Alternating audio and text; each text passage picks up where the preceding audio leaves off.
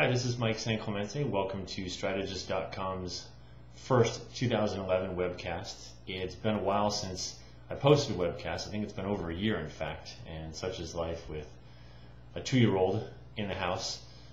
Things have been pretty busy, but I want to get back on the saddle here and talk to you today about two things, but one primarily, information. What is information? Well, information is kind of free these days, right? When you're trying to do research on your player, it could be a veteran, it could be a rookie. But if you're trying to figure out who's good and what they're doing and get your scouting report going so you can make a trade and assess your team, back in the day, you used to be able to you'd have to, buy a magazine, buy the Sporting News, buy Sports Illustrated or whatever other publications you wanted to. But today, with an internet connection and a computer, all this information is kind of free. You can go to CBS Sportsline, you can go to Yahoo, you can go to ESPN or whatever other websites you want to. But just because there's a lot of websites out there, and just because there's a lot of even magazines out there and other sources of information, doesn't mean they're all good. The same information is available to everyone, but as you're assessing your team, you have to find a way to distinguish what is good information and what is not. I'm going to give you a few examples from ESPN and Rick Sutcliffe and a few other things I've got written down here on ways to figure out when what you're hearing or what you're reading is kind of full of crap. And you need to pull that stuff out, because as you're assessing your team, you have to realize that there are so many sources of information out there that really can't help you make a better trade. I'm actually going to get to the second thing right now, and that is I hope you would go to our website, Stratogists.com, to purchase our rookie review from this year. And the reason I asked for that, a little more special this year, is all of our profits this year are going to charity. We have two charities that we're supporting. One is on autism. A friend of mine has a child who's mildly autistic, and it is a disease that is very difficult to understand. It's affecting more and more and more kids, and it's a very worthy cause to put your funds towards that. The second cause is actually, can you even read this? My camera's set to this setting where it follows my face wherever it goes. You can't read my shirt. My shirt talks about the pedigree adoption drive for dogs. Every year, 4 million dogs are put up for adoption. 2 million are adopted. You can figure out what happens to the other 2 million. It's 2 million dogs every year that are euthanized. And by buying the Rookie Review this year, you will help support autism and help support homeless dogs. So I thank you in advance for that. Getting to the topic at hand, a year ago, ESPN the magazine had this article. They had this little blurb, baseball blurb, and it talked about Wandy Rodriguez. And basically what it mentioned was, it said that Wandy Rodriguez was having a breakout year, and that was 2009. And it talked about how Pudge Rodriguez was saying, well, he's working faster, and he's doing all these other things, and this is contributing to his breakout year. Let me tell you something.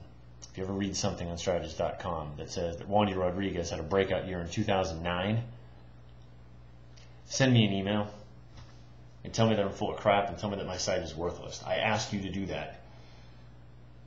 Wandy Rodriguez did not have a breakout year in 2009. In fact, he didn't have one in 2008 either. I'm pretty sure it was 2007. These guys, I don't know how they're so far behind. It was just one sentence in the whole magazine. I don't want to go nuts on them, but again, when you read things like this, you have to understand that a lot of the stuff that you read, if it's not specifically geared towards Strat, it's not really going to help you. I was watching a game on ESPN last year, and I don't watch a ton of ESPN baseball. I watch just enough, and Rick Sutcliffe, I think, is really funny, especially the way he talks. Like, he doesn't ever drop his voice at the end of a sentence. Oh, this is Rick Sutcliffe, and one of the things that really surprised me, is what he said, is that the San Francisco Giants, they went out. They picked up Ryan Garco. They picked up Jose Castillo to fill in some holes at first base and second base. They went out. They picked up these guys, these big hitters, these big guns. And what's surprising to me is that the team hasn't done any better. They haven't closed the gap in the standings. Their offense hasn't done any better with Ryan Garco, with Jose Castillo. It's really quite surprising to me. And I'm going to stop with the Sutcliffe shtick. He's kind of amusing to talk to, but can get a little annoying after a while. But let me tell you something else again. If you find something on Strategist.com that tells you that adding Ryan Garco to your team is actually going to improve your offense, you're crazy. you add Jose Castillo to your team at second base, and you're expecting your offense to improve. That's a little crazy as well. Again, here's a guy, he should know the game. He's a pitcher, but he makes a classic announcer statement. Team X picks up player Y.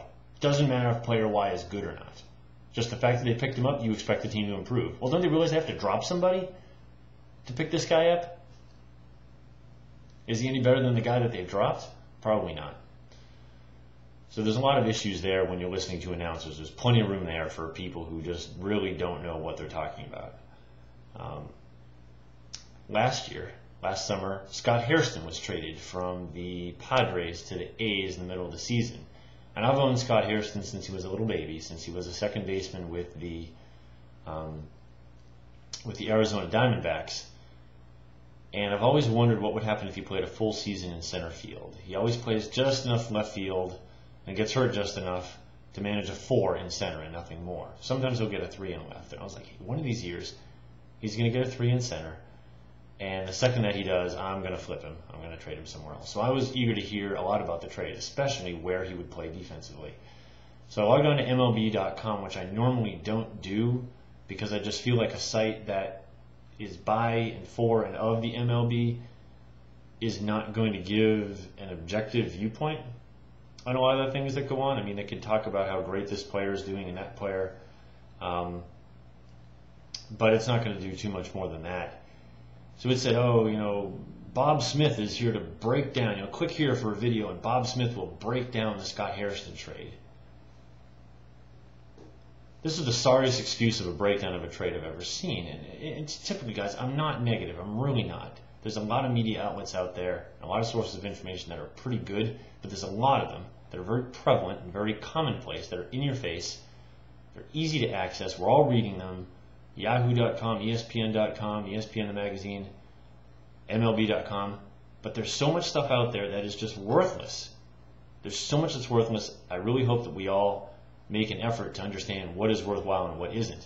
Their breakdown of the Scott Hairston trade had video highlights of him playing, and it talked about who was involved in the trade. It listed those players. It read their names. It said whether they were major league players or minor league players. I believe it was just Hairston for 2 minor league pitchers.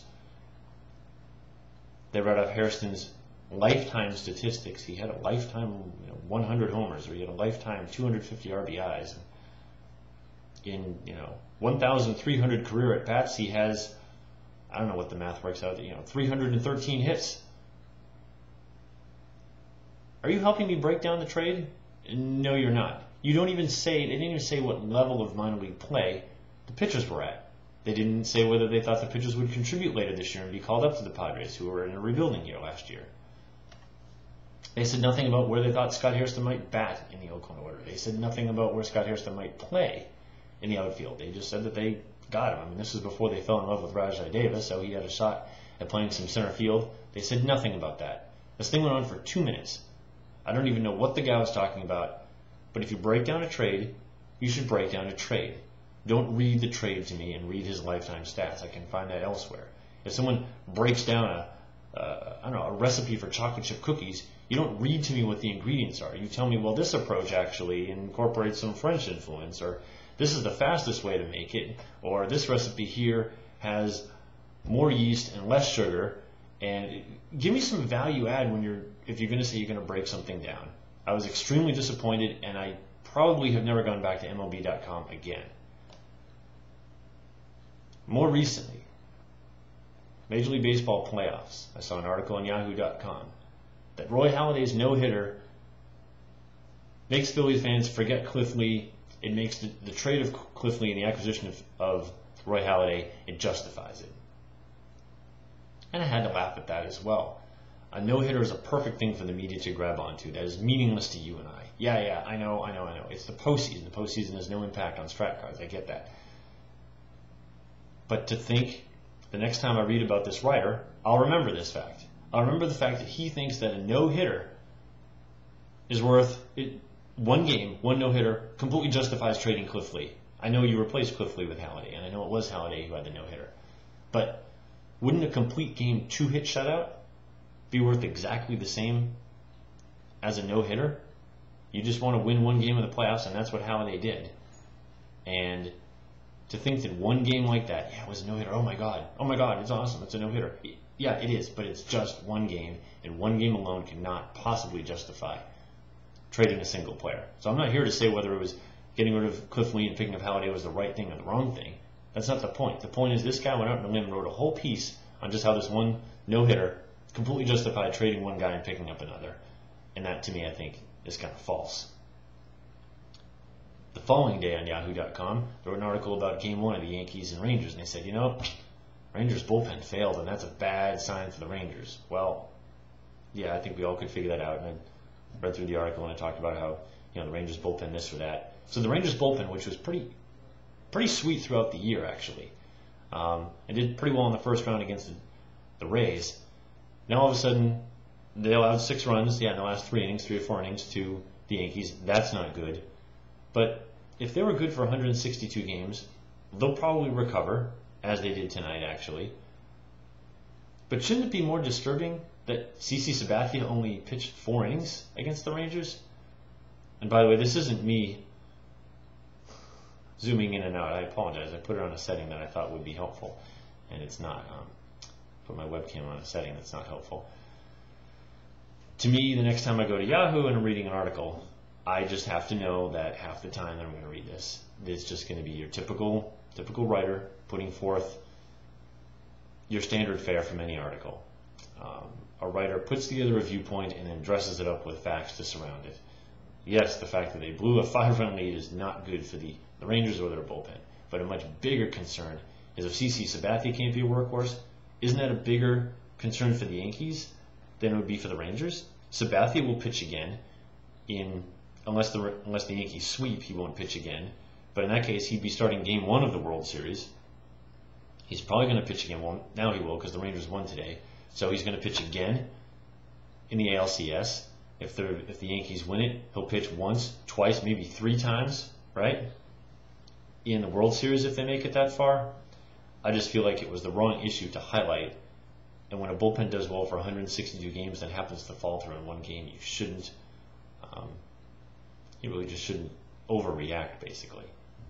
So I've wanted to record this webcast for a while. As you've seen, that there's a lot of issues here that I've highlighted that took place over a year ago.